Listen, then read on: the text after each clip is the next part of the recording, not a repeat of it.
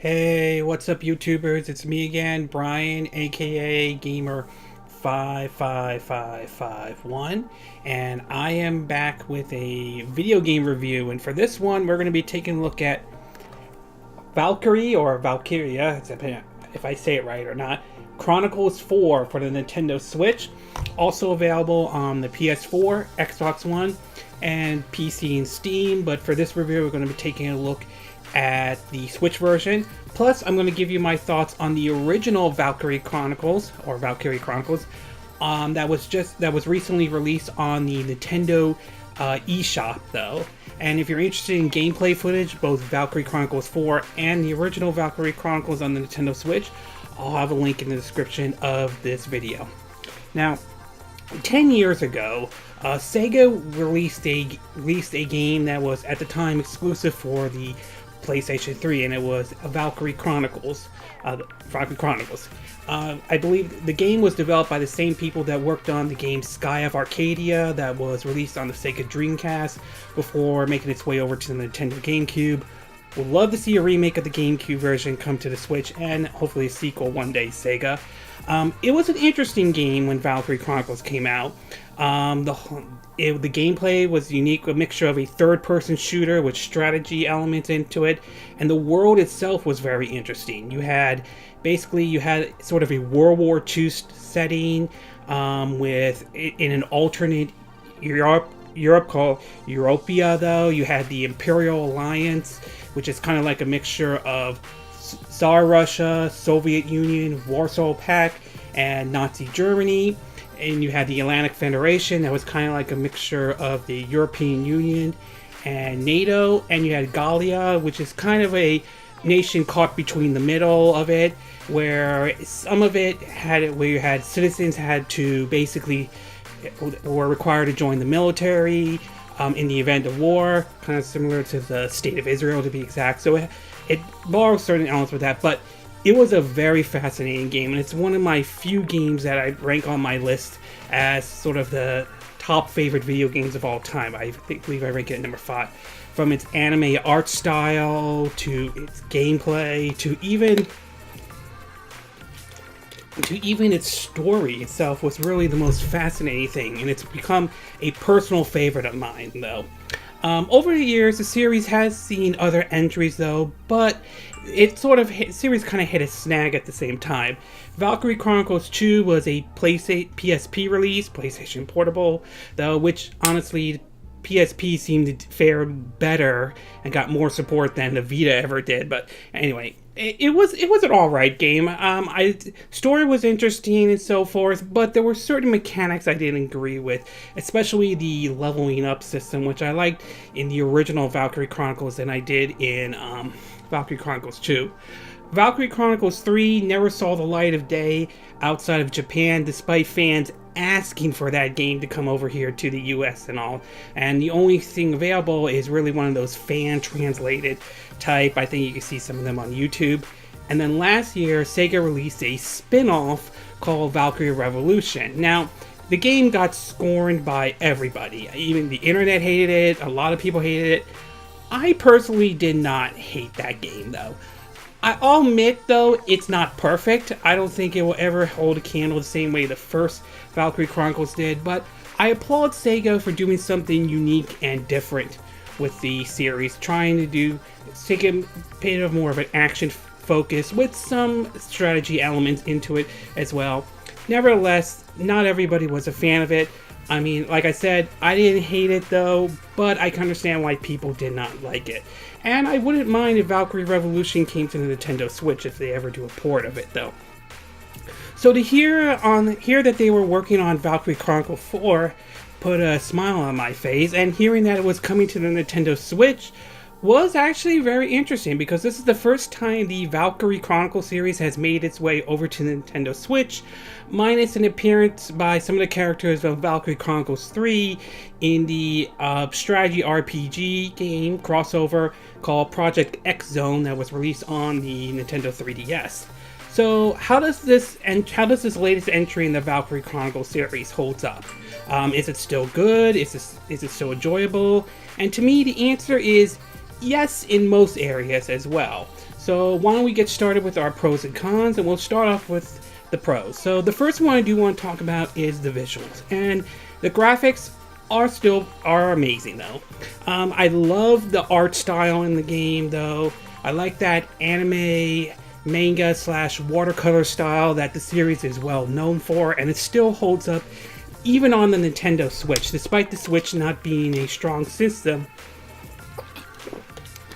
compared to, say, the PS4, the Xbox One, or the PC or Steam version though. Now, there are going to be some graphical differences. You might notice certain areas though compared to how in terms of the visuals though, but unlike, say, Doom and Wolfenstein 2 The New Colossus on the Nintendo Switch, both of those games are good on the Switch, but those were graphically demanding games, and you can obviously see the downgrades on it. This one, I hardly noticed the downgrades. There may have been some areas though, but overall, the visuals still look great, even on the Nintendo Switch, and they're, to me, barely noticeable. You might be able to spot them and all, but it didn't hinder my fun with the game, to be exact. Next thing I want to talk about is the gameplay, and the gameplay follows exactly how the first one is, with some minor improvements though. You still have, your control points. You use up one to move a unit, whether it's your tank or your shock troopers or your snipers or your engineers or your scouts, to be exact. In other words, it's followed very closely to how the first Valkyria Chronicles played, with some improvement. One of those, to be exact, is, and this is something I really like, and I'm glad they did this with Valkyria Chronicles 4, is the fact that now tanks only use up one control point, or CP, compared to in the original Valkyria Chronicles where it used up two. So it at least eliminates that little headache with it. So thank God tanks only use up one CP. But overall, the gameplay is similar, or very similar to the original Valkyria Chronicles, and to me it's still enjoyable. And last but not least though, is I do like they added a brand new class in here though. They're called the, if I'm saying the name correctly, Grenadiers, Grenadiers.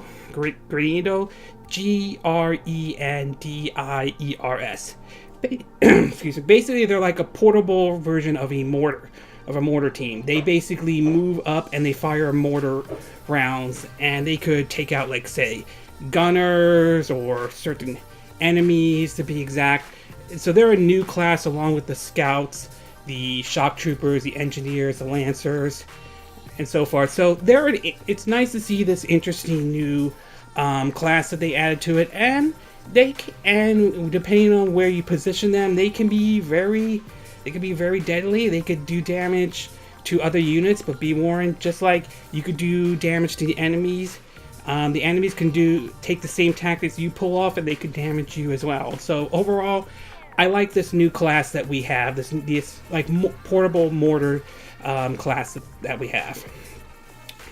Okay, we're going to take a quick break, and when we get back, we'll get to part 2, the cons, plus my thoughts on the original Valkyria Chronicles on the Nintendo Switch. So we'll take a quick break, and we will be right back.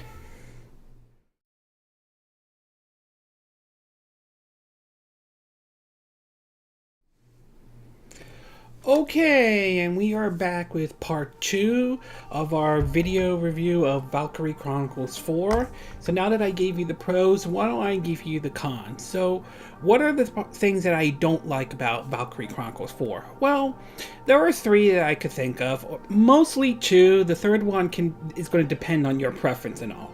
We'll start off with the first one, and that has to do with the story. Now, I do want to state for the record, I don't hate the story or anything like that.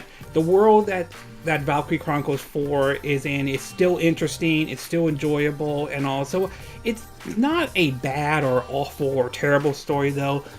I just feel it's not as good as the original Valkyria Chronicles, though. I felt that one had maybe a bit more emotions than the fourth one did, maybe because some of it with stuff like the Darsing concentration camps and so forth. So I just feel it's still a good story.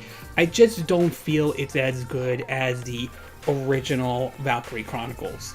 One thing I do want to point out about the story, and I don't view this really as a negative or anything like that, it's something that I spotted when playing the game though, as I found the story in Valkyria Chronicles 4 to be a little bit more risque, or raunchier than, say, the original one. Now, I'm not saying Valkyria Chronicles 4 is full-on risque or raunchy like, say, like Serene Kagura is. I'm not saying it's that far up ahead. I mean, but it's more than, say, the first Valkyria Chronicles is. I mean, yes, I will say the fan service in Valkyria Chronicles was, compared to the fourth one, was a little bit on the light side.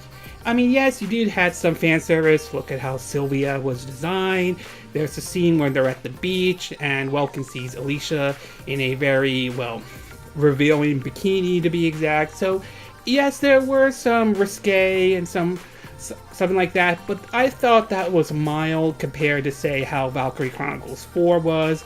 Again, I'm not saying that's a negative thing. I don't think that's a bad thing. I don't consider it as a negative. It's just something, at least from my perspective, what I saw with Valkyria Chronicles 4, as I found the story to be a little bit more risque than, say, the original Valkyria Chronicles was.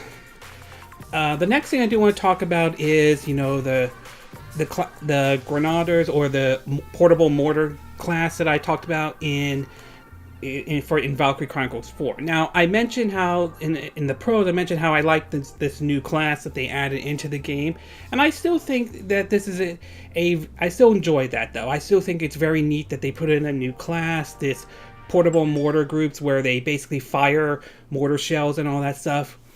That said, and this is something I found out when I was playing with the demo, is that aiming with them can be a bit difficult at times. The camera isn't always in the best possible position though. I won't say it's completely impossible to aim with them. I mean, you'll know exactly like if it's over a target, you know how much damage it does. So you'll know when you'll exactly hit. You'll know exactly where the mortar is going to land and everything like that.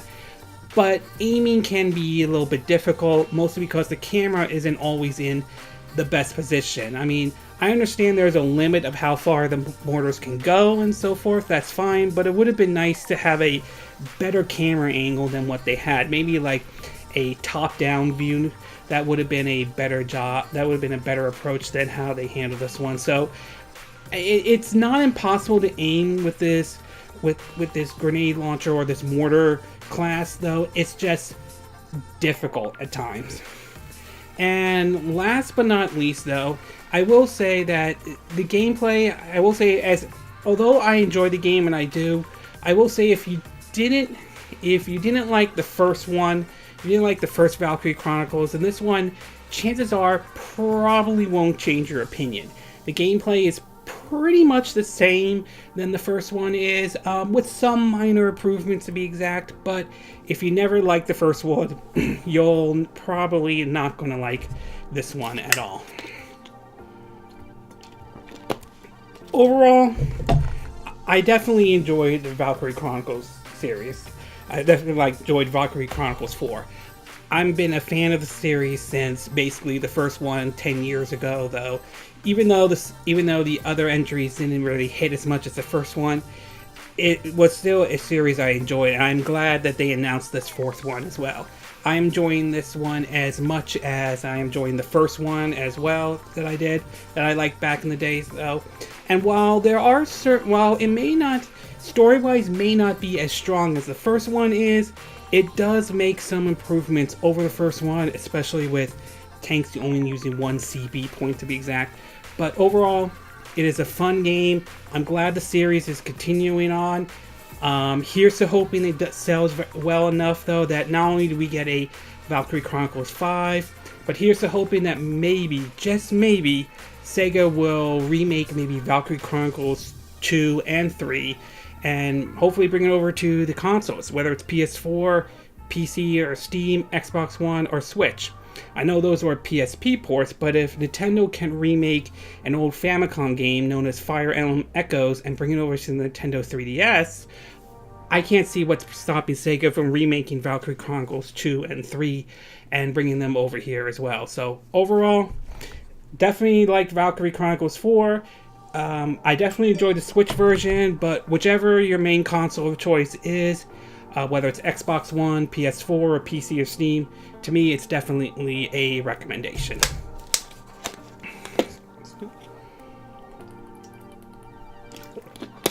Okay, before I end this video, I do want to give you my thoughts on the original Valkyria Chronicles. Now, for those who are not familiar, recently, I think it was in October 16th, Sega released the original Valkyria Chronicles on the Nintendo Switch through the Nintendo eShop. Currently, there's no physical version as far as I'm aware of, which is somewhat of a disappointment though. So, how does the game hold up to be exact? Well, it seems to be hold up just fine with a few caveats though. It's worth pointing out that this is not the remaster version that was released on the PS4 back in 2016. Rather, it looks probably maybe a little bit better than the PS3 version, but the good news is that the game does have all the DLC. So you're not getting the vanilla version or the short end of the stick. You're still getting the complete edition, just not the 1080p 60 frames per second that the PS4 version has. One thing I did notice about the game though, excuse me, is the fact that there were occasions when there were a couple of slowdowns. I noticed this when playing in both portable mode and in docked mode. I noticed there were sometimes some slowdowns here and there. While it didn't ruin the game or crash the game in any way, it happened maybe a second or two, and then that was it though. So it obviously, the frame rate kind of took a bit of a dip, but not a huge dip. The game still holds at 30 frames per second to be exact. And while I still think the gameplay is top notch and still enjoyable though, obviously there are certain things that Valkyria Chronicles 4, having played that now, that I look back and wish that they implemented some of that stuff in Valkyria Chronicles. Nevertheless, the game is still enjoyable, it still holds up very well, and it still remains one of my, in terms of my top favorite video games of all time, I still rank it at number 5 to be exact. As for whether or not it's worth picking up, that depends. That's going to depend on several factors. I would recommend the Switch version to pick up, but only under two circumstances. One, Switch is your main console and you're in it for the portability. And two, you are aware that you're not going to get a version that's going to be like it is on the PS4 or the PC or Steam version, which obviously is at 1080p 60 frames per second. Most likely this one's going to run at 30 frames per second, and I believe it's running at 720p. I could be wrong though on that one. So obviously you're not getting exactly the best looking version. It's not a terrible version. The art style more than makes up for it, but it's not exactly the best looking version though. So if you're willing to accept the fact that you're not going to get the best looking version of the game though, it's definitely worth recommending to pick up though. So if you already have it on PS4, Xbox One, or PS4 or PC though, then the only other reason I would recommend you picking this up is for its portability though. But if the Switch is your main console of choice, then it's still a recommendation though, even though I think 4 does several things better than the original Valkyria Chronicles. I still recommend this game. The story still holds up very well. The gameplay is still fun, even though 4 does improve in some areas though, and despite it not being as clean as like the PS4 or the PC or Steam version, the art style is still there. It's still enjoyable. I like the whole watercolor anime manga style to it. So overall, it's definitely a recommendation, and I would recommend you download it for your Nintendo Switch. It just comes down to basically what your system of choice is though, and whether you think it not having 1080p 60 frames per second is a big deal or not.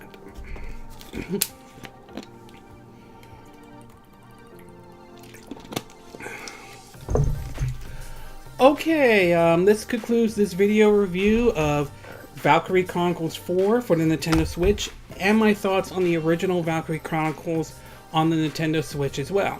And again, these are my opinion, but what are yours? What are your thoughts about Valkyria Chronicles 4? Is it a game worth picking up? Is it the kind of game that interests you in any way? Were you a fan of the series, to be exact? Is the Switch version worth picking up, or are you going to be eyeing either the PS4, Xbox One, or the PC or Steam version?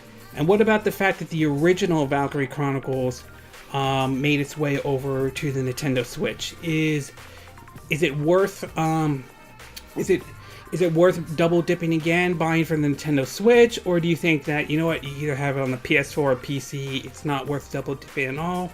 Do you agree with what I said in this video? Do you disagree? Do you have a difference of opinion of what I said? As always, sound off on the comment section below. Let me know what you think. I hope you hit that like button. I would appreciate it. And I hope you do subscribe to my YouTube channel. Also, feel free to share this video if you want to. And feel free to donate to my channel if you like. You could do it through PayPal me or Patreon. Links will be in the description of this video. And I will see you again next time when I do another video. Hopefully that'll be soon. Until then, from Southern California, I wish you all a good day then. Bye!